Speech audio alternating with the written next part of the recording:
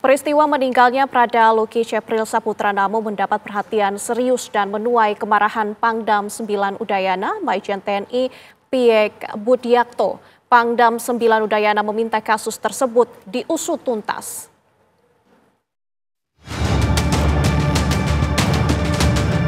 Pangdam 9 Udayana Mayor Jenderal TNI Piek Budiakto marah atas peristiwa tewasnya Prada Luki Cepril Saputra Namo atau Luki Namo yang diduga akibat dianiaya senior.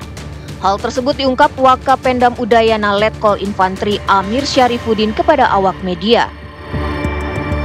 Amir menyatakan Pangdam 9 Udayana meminta proses investigasi kematian Prada Luki Namo yang bertugas di Batalion Teritorial Pembangunan 843 Wangakamere, Nagekeo, Nusa Tenggara Timur segera dilakukan secara transparan dan profesional. Pihak Kodam 9 Udayana juga memaklumi kemarahan Sersan Mayor Christian Namo, ayah kandung korban, yang meluapkan emosinya atas kematian putranya tersebut. Beliau marah, sehingga beliau itulah langsung gerak cepat dari Pangdam itu bentuk tim investigasi. Ya, saya menanggapi kemarahan dari ayah korban ini bagaimana, Pak? Kalau ayah korban marah itu wajar, karena beliau adalah orang tua. Kita juga paham itu. Tapi kita sudah komunikasi dan beliau serahkan ke kita selaku institusi militer, dan beliau juga militer, dia tahu prosedurnya. Tim investigasi Kodam 9 Udayana bergerak cepat dan menyatakan telah memeriksa juga memintai keterangan 20 prajurit, rekan satu kesatuan dengan korban. Dari 20 orang tersebut, 4 prajurit telah diamankan di Subdenpom Kupang. Keempatnya diduga sebagai pelaku penganiayaan, namun status mereka belum dapat dipastikan. Kepala Dinas Penerangan Kadispen TNI Angkatan Darat Brigadir Jenderal TNI Wahyu Yudayana pun mengatakan TNI Angkatan Darat memastikan pelaku penganiayaan terhadap Prada Luki Namo akan ditindak sesuai hukum yang berlaku. Saat ini saya sampaikan bahwa beberapa personil yang terduga sebagai pelaku, ya, termasuk beberapa saksi yang ada di sekitar tempat kejadian perkara pada waktu terjadinya perkara tersebut sedang diperiksa di Taspen Polisi Militer di Kupang, dan pemeriksaan itu akan dilaksanakan secara intensif dan secara menyeluruh dan saat ini masih berlangsung. Dan tentunya nanti sekali lagi saya sampaikan tadi, apabila itu sudah ditemukan beberapa keterlibatan beberapa personil berkaitan dengan kejadian ini akan kita lanjutkan proses hukum sesuai ketentuannya. Prajurit 2 Luki Cepril Saputra Namo yang baru 2 bulan menjadi tentara bertugas di Batalion Teritorial 834 Wakangamere, Nagekeo, Nusa Tenggara Timur meninggal dunia diduga menjadi korban penganiayaan senior di asrama. Korban meninggal pada Rabu 6 Agustus lalu setelah menjalani perawatan selama 4 hari di Rumah Sakit Umum Daerah Airamo, Nagekeo. Tim TV One mengabarkan. Komando saya, ini mayat anak saya, komando saya perintah, tak ada selain saya. TNI Angkatan Darat memastikan pelaku penganiayaan terhadap Prada Luki Namo akan ditindak tegas. Kepala Dinas Penerangan TNI Angkatan Darat Brigjen TNI Wahyu Yudayana mengatakan Detasemen Polisi Militer Kupang sedang melakukan pemeriksaan intensif terhadap lebih dari 24 orang terduga pelaku dan saksi penganiayaan Prada Luki. Kadis Penat menegaskan tidak ada tempat bagi pelaku kekerasan dalam tubuh TNI Angkatan Darat. Ada lebih dari 24 orang itu terduga pelaku maupun saksi. Sesuai dengan hasil pemeriksaan masing-masing tentu akan diketahui perannya apa, ya, tindakannya apa, dan proses hukum akan mengikuti sesuai dengan apa yang diperbuat, apa yang dilakukan sesuai dengan perannya masing-masing. Pimpinan Angkatan Darat tidak pernah mentolerir semua kegiatan-kegiatan yang berakibat pada kerugian personil.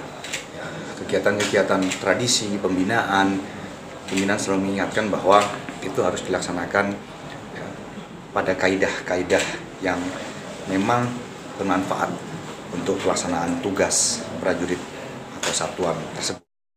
Prajurit 2 Lucky Cepril Saputra Namo meninggal dunia diduga akibat penganiayaan yang dilakukan senior di kesatuannya. Sudah bersama kami pemirsa di Kabar Petang kakak kandung Prada Lucky Namo, Lucy Namo. Selamat petang Kak Lucy, kami turut berduka cita yang mendalam atas kepergian saudara Anda. Terima kasih sudah bergabung bersama kami, Kak Lucy.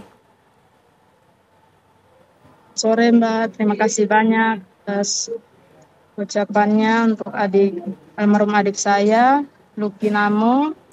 Baik, Kak Lucy, bisa Anda ceritakan kepada kami bagaimana kronologi awal yang Anda ketahui terkait kabar meninggalnya saudara Anda?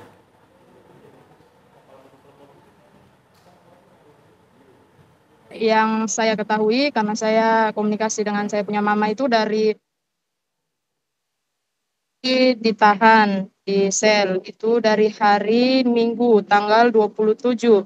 Saya berkomunikasi terakhir dengan almarhum adik saya itu di tanggal 27 jam 8.30 malam, jam setengah 9 malam itu terakhir komunikasi kami. Dan itu saya chat terakhir itu dia hanya read saja. Setelah itu HP-nya dikumpul dan itu Luffy mulai dianiaya. Terus memang betul dia sempat kabur. Kabur itu juga karena mereka sudah aniaya sebelumnya. Tetapi di kronologi yang beredar dari batalion, dari keterangan yang ada, yang menjelaskan di situ adik saya kabur saja, tidak ada dia punya penyebabnya kenapa dia kabur. Ya setahu saya yang dia kabur itu karena dia sudah dianiaya dan badannya itu penuh dengan lebam. Jadi dia kabur, bukan mau kabur juga, tetapi dia meminta pertolongan ke mama asuhnya yang ada rumahnya itu di dekat batalion. Dia meminta pertolongan untuk mengobati lebamnya di badan.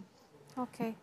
Setelah itu dia berkomunikasi dengan orang tua saya juga, sempat masih VC juga melalui mama asuhnya itu. Jadi mama asuhnya memperlihatkan dia punya kondisi badan dan itu badannya itu sudah parah, sudah dianiaya. Jadi mama asuhnya kompres dia punya badan, kasih obat, terus suruh Lucky istirahat. Nah paginya itu orang batalion menghubungi mama saya, menanyakan informasi keberadaan Lucky karena Lucky kabur dari malam belum kembali. Nah itu di situ saya punya feeling itu sudah tidak enak lagi dan mama asuhnya itu berat untuk melepaskan, tetapi karena sudah dijemput itu ada sekitar 15 orang dari batalion. Itu mereka jemput di malam hari. Sekitar malam hari mereka jemput, Lucky kembali dan itu mereka mulai melakukan penyiksaan sampai Lucky masuk rumah sakit. Oke, Kak Lucy, seperti itu yang kronologi yang saya tahu. Baik, Kak Lucy, apakah dalam komunikasi sebelumnya saudara Anda dengan keluarga, apakah dia sempat menceritakan siapa pelaku penganiayaan yang tega menganiaya dia? Yang dia sempat cerita di mama saya itu, dia bilang komandannya, terus bamaknya juga yang bagian dapur. Apakah dia beberapa juga orang pernah... itu dia tidak sebutkan, dia hanya sebut itu saja.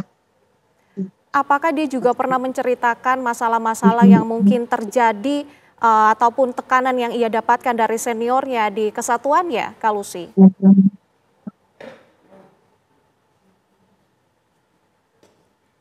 Di saya Mbak, itu sekitar bulan lalu itu dia telepon saya. Kebetulan saya juga kerja, ya, kerja jauh juga dari mama dengan dari Lucky juga. Saya kerjanya itu di Lembata, jadi dia sempat telepon, dia curhat, dia bilang Lucy, saya ada sakit, saya demam, kepala pusing. Jadi saya bilang kenapa tidak pergi berobat ke KES dulu, karena kamu kan ada sakit, pergi dulu. Nah, jadi dia bilang iya nanti saya pergi. Jadi dia cerita, dia bilang Lucy tadi saya kena pukul dari saya punya senior, jadi saya kaget. Kenapa kamu dalam kondisi sakit begitu kan masih dipukul? Jadi dia sempat omong, dia bilang saya kena pukul karena saya punya senior itu pikir saya tidak mau kerja aja, saya bilang. Nah omong tuh kalau ada sakit Lucky. Jadi saya minta tolong saya punya teman yang kebetulan juga ada di dekat situ juga untuk Baik, Kak tolong Lucy. lihat-lihat Lucky. Terus Siap. saya juga kasih informasi di saya punya mama. Saya bilang, Mama, Baik. Lucky ada kena pukul. Baik, Kak Jadi Lucky Lucy. juga sempat marah dengan saya. Kak Lucy. Dia punya WA semua masih saya simpan. Siap. Dia bilang, Lucy kenapa kasih tahu Mama? Kasihan Siap. Mama pikiran. Saya bilang, tidak bisa Siap, Kak Lucky, lu Lucy. punya kondisi Kak Lucy. begitu Baik, Kak ya. Lucy. Saya harus kasih tahu Mama. Baik, terima kasih banyak Kak Lucy sudah berbincang dan bergabung bersama kami di Kabar Petang. Tentunya kita berharap keadilan bisa dirasakan oleh korban. Terima kasih Kak Lucy.